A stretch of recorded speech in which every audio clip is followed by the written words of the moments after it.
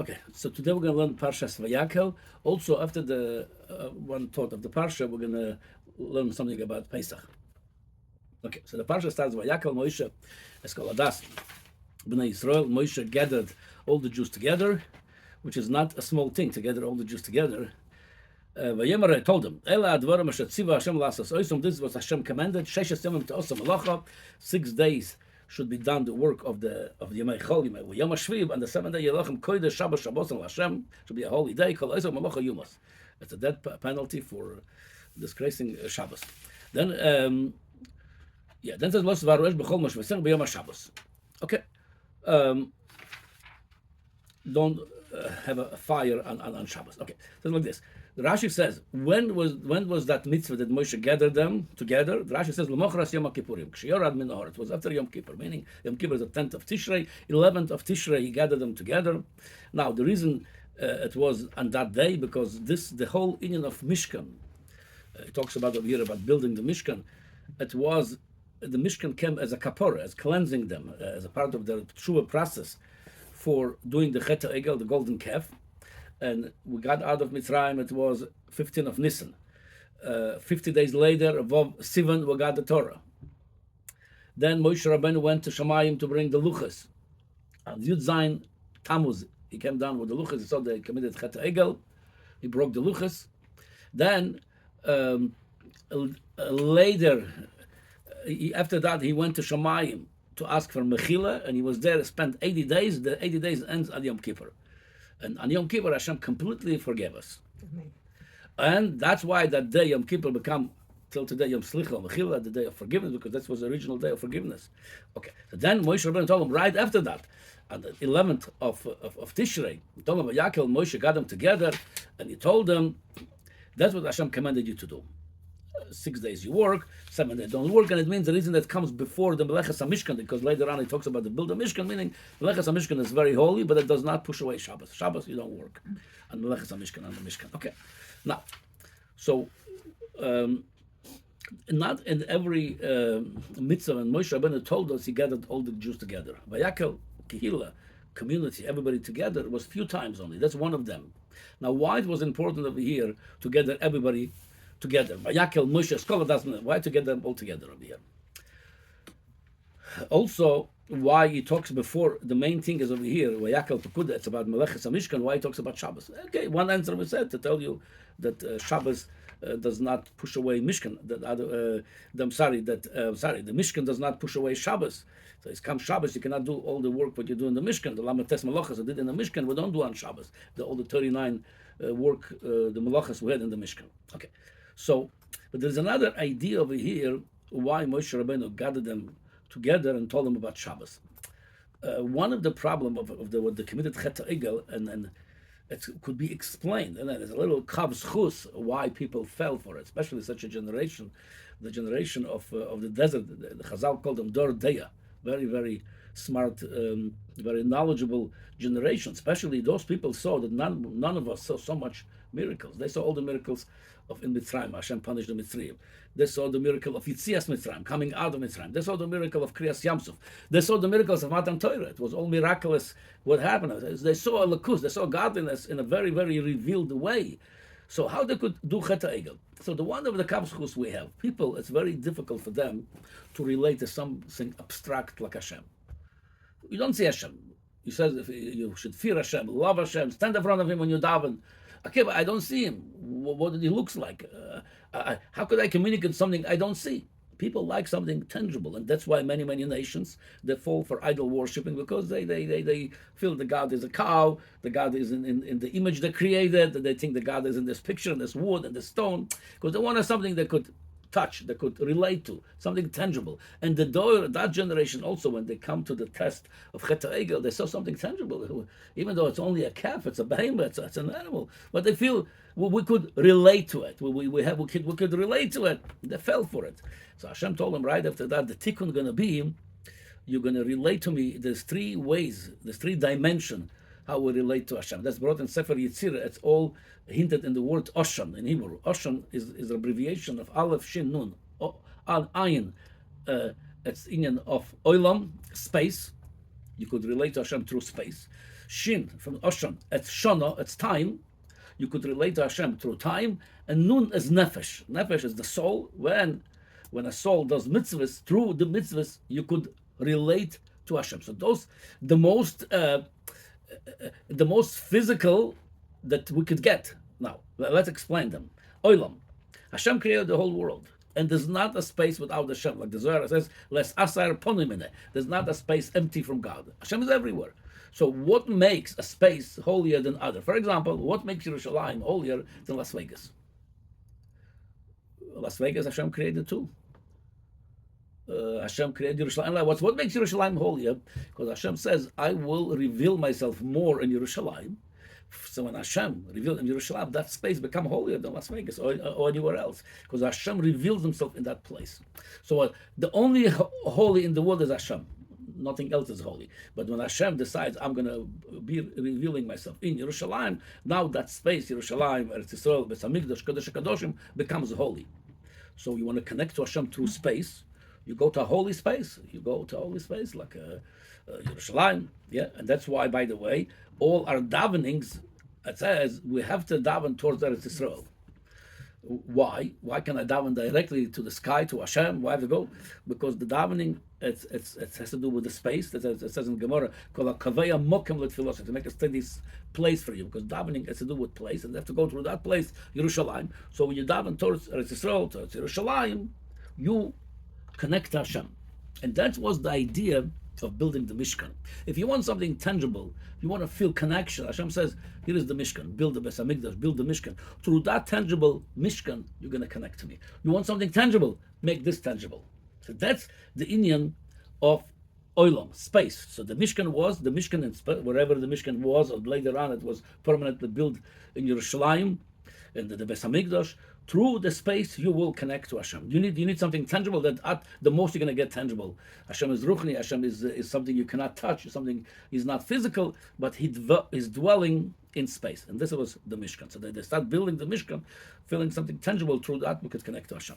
Then He says to them, right away, before He talks about the Mishkan over here, He tells them about Shabbos. 6 days work, and Shabbos, you should keep Shabbos. Shabbos is in of Shin Shana. Shana is time, a year, time.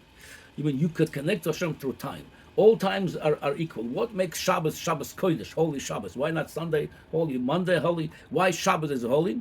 Because Hashem says, I will dwell in time of Shabbos, and that's going to make Shabbos holy. So that's why it says over here, 6 days, times is the same. 6 days you're going to work. But He says, Yom HaShviv, Tishbois, Yelachem Kodesh, the holy day is going to be Shabbos and Hashem, because Hashem dwells in Shabbos. And that's why it's become holy. So now you could connect to Hashem through time. You want extra closeness to Hashem, that's the day you could get extra close to Hashem at Shabbat. It's time. And then it says that we have the third one out of the word Oshan, Nun Nefesh, the soul. When the Hashem gave mitzvahs to the Jewish nation, especially when they get together, that's the inyan of soul.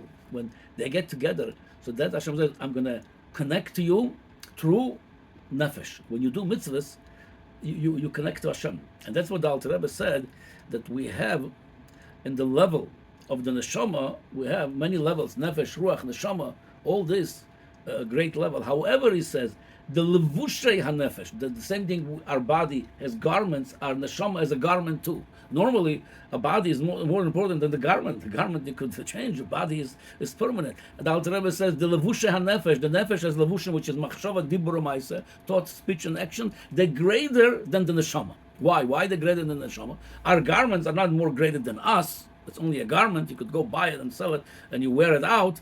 You outgrow it. But it says, the Alter Rebbe says, the neshama has garments. The levusha and neshama, the garments of the neshama, machshava, dibur, ma'aseh, thought, speech, and action, they're more important than the neshama itself. Why? Because to the neshama on its own, you cannot connect to Hashem. The only way you're going to connect to Hashem through the mitzvahs that you do through your levushim, machshava, dibur, there's mitzvahs connected to your thought, there's the mitzvahs connected to your speech, there's the mitzvahs connected to your action. Through that you can connect to Hashem Himself. That's why they're greater than the neshama. That's what it says over here, that Vayakel Moshe, He gathered them all together. That He says that, like I said, you need something tangible. You have over here the tangibility of space, which is the building of the Mishkan, of time. Shabbos is going to be holy, and you have the neshama of Eid, that through by doing mitzvahs with the garments of the neshama, achshava dibur ma'aseh, you connect Hashem. This way, that was a tikkun for chet ha'egel. If you wanted looking for chet ha'egel, for the golden, something tangible, this is the something tangible, holy, you could connect to Hashem. It's interesting that Vayakel and Pekudei, that's this year we're going to read them together, Vayakel, Pekudei, they represent exactly the opposite ideas. Vayakel means kehila, gathering of community, communal gathering. Oh, I mean, we have something very, very important by gathering together. There's koyach harabim. There's some special, we have some strength that when we get together. You know, there's a mashal. Usually, I don't know why they call it the Russian broom. The Russian broom, you have take each one of the pieces of the broom separately. It's easy to break it. Those little branches. But when they got all together, when you connect them, you cannot break it. So the Klal Yisrael, when they get together, Vayakel, Moshe is called Adas B'nai Yisrael. Each one of them is not strong. When they get together, they become very, very strong. So that's showing us the koyach of community. And I mentioned many times, it says in Perkei Avos, Al tiyeh rosha b'fnei atzmecha. So one of the pirushim, Al tiyeh rosha, don't be a wicked in front of your eyes, meaning when you b'fnei atzmecha, when you stand alone, when you don't get together with others, it might cause you to be a rosha. That's why if you don't want to be a rosha, don't be on your own. Get together with the kehillah, with the community. That will hold you to stay away. That would prevent you from being a rosh. Al tiyeh rosha b'fnei atzmecha. When you b'fnei atzmecha, you might become a rosh. So Vayakel represents that the koyach we have, the strength when we get together. Pekudei, it's exactly the opposite. Pekudei, it's Indian. Pekudim, it's counting. You count one by one. You don't count, all together. The counting is count one by one individual. Then, for many individuals, become a big number. So there is importance in community. However, there's also a big importance in an individual.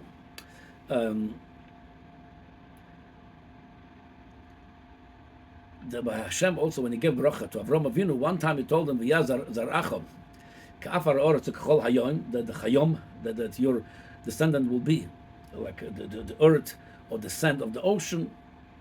And then, as another bracha, koch ve'ashamayim, they'll be great like the stars. The two brachas it's not the same. Many like the sand of the ocean, or like many like the stars. No, it's completely different. The sand, it's what's special about the sand when it's all together. One little piece of sand, that little piece of sugar, won't do anything. When it's all together, billion pieces of the sand, then they stop the ocean over there. They have their importance when they're together. If you take one at a time, it won't function. It won't do what it's supposed to do. So Hashem gave Baruch Avram Avinu. They need that togetherness, like to be the sand of the ocean being stand together. But then that is not enough. That you only you only so unique or special when you're together. You have to be also koch ve'ashamayim, like the stars. The star, what's so special about the stars, that they're unique. They don't go together. Each star is a world. You should know each one of us is unique. And Adrabah, when you look at it this way, Hashem created me by myself. What He created me for? What He wants from me in this world? Then, and that's the Pekudei. Pekudei says it's very important when you get together. Vayakel, but it's also important. Pekudei, count yourself and see what I'm here for. And Memele, when you look at it this way, I'm not just part of the millions of people. I'm a creation of my own. What my purpose in this world? What I came over here for? So you demand a lot from yourself. I'm going to finish with this thought. The thought of uniqueness. They say when a manufacturer he manufactures a vehicle, you could copy the same vehicle so many times and they all look identical. Hashem created the man, and we all in the image of Hashem, the image, the continuation of Adam Arishon. We are a copy carbon, but we're all unique.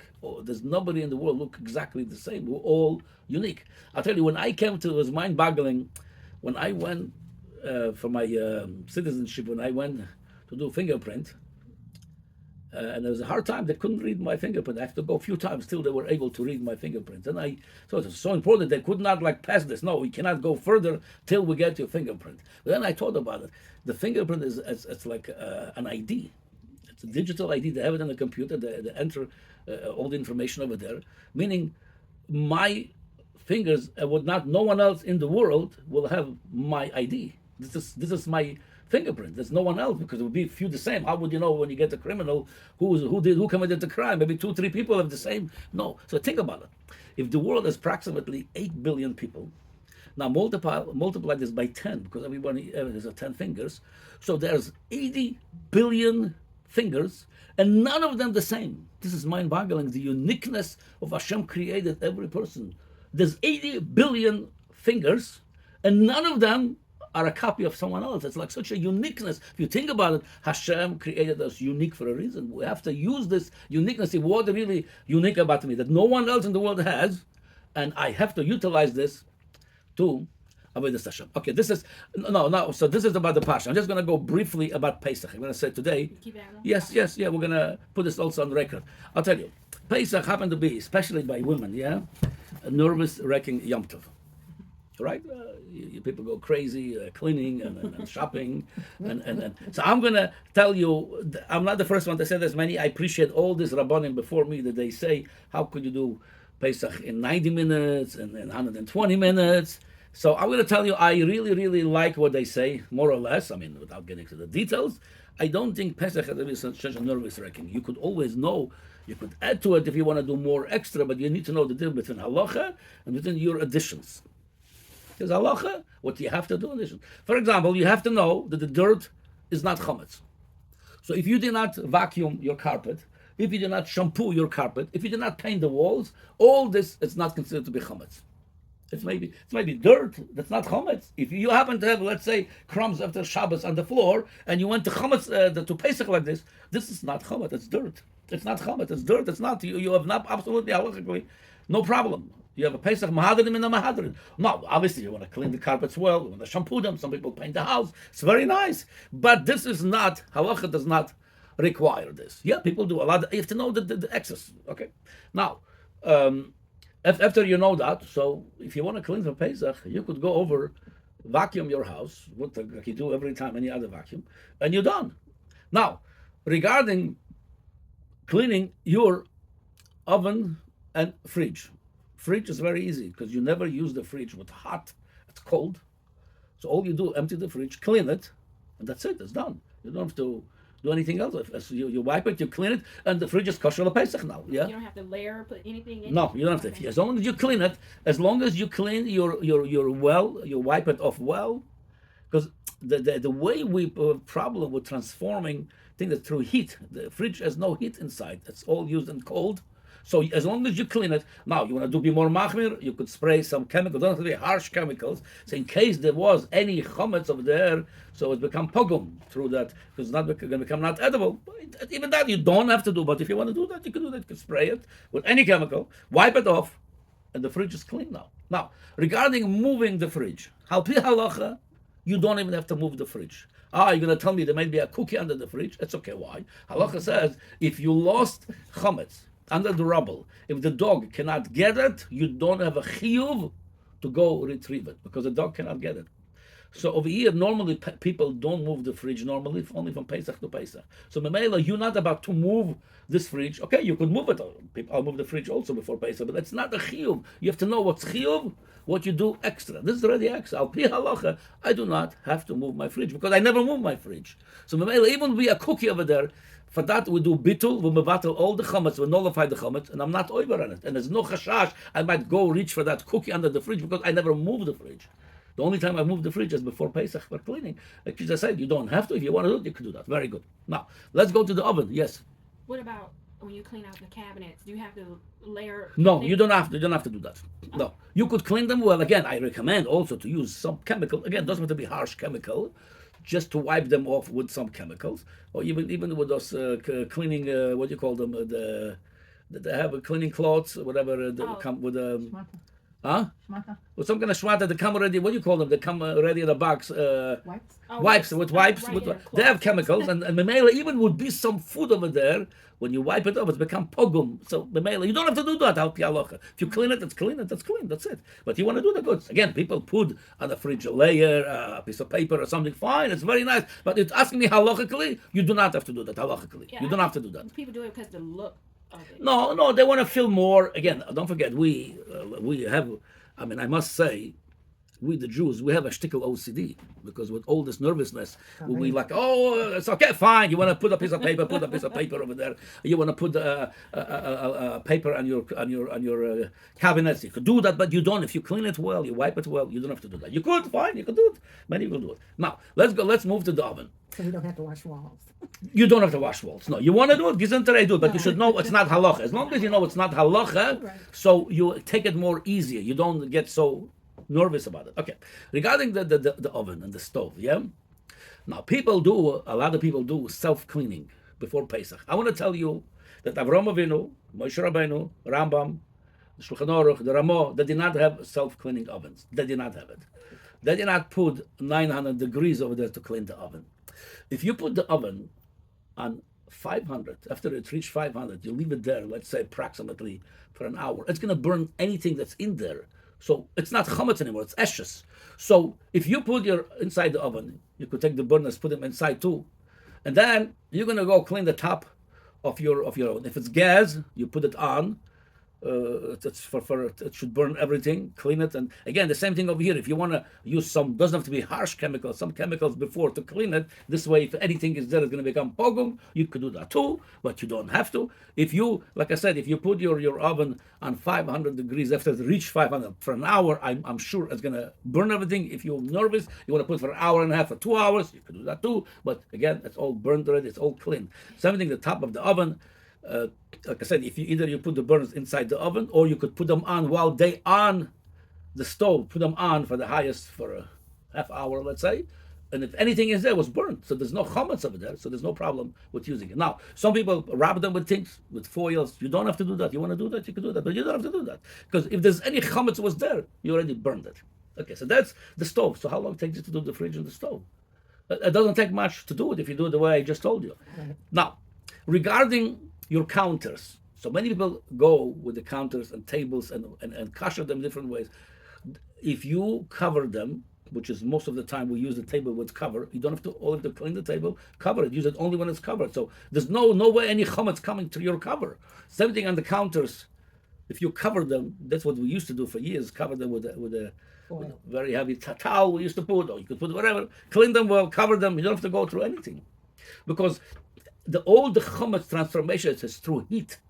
If you, first of all, nobody puts a meat on the counter or eats on the counter. So there's memela. So if you clean it, cover it, there's no problem. Now, regarding your sink, you take hot boiling water, you spill on it, and people try not to use for 24 hours before they kasher it. Don't use it with chametz. You could use it, but not for chametz.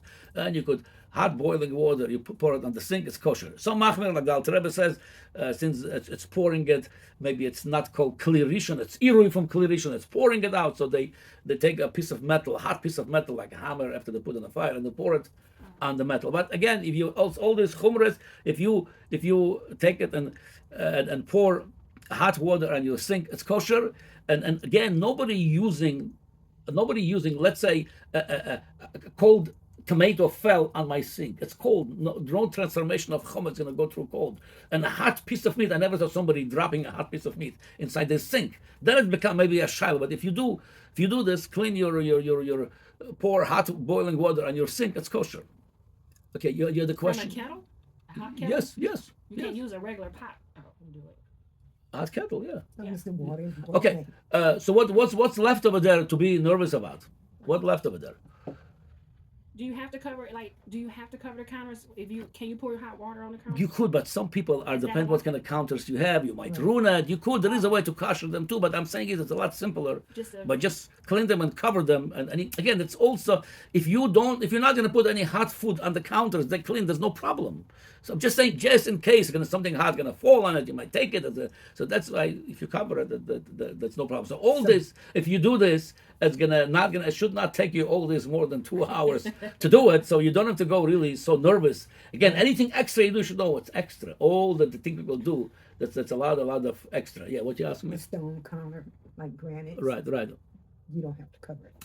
Again, It depends. it all depends on the use. I usually, like I said, I cover them, clean them, and cover them in mela. There's no question of, there's nothing going to touch. The cover is kosher, so So all I'm saying is there's no need to go, and that's why, by the way, lately the hotel business became so popular because people are so nervous about Pesach, so they just run away from Pesach. But the Pesach is not made; we should run away from it. We should enjoy it with the family, not running away Oh, the getaway. from Pesach. Yes.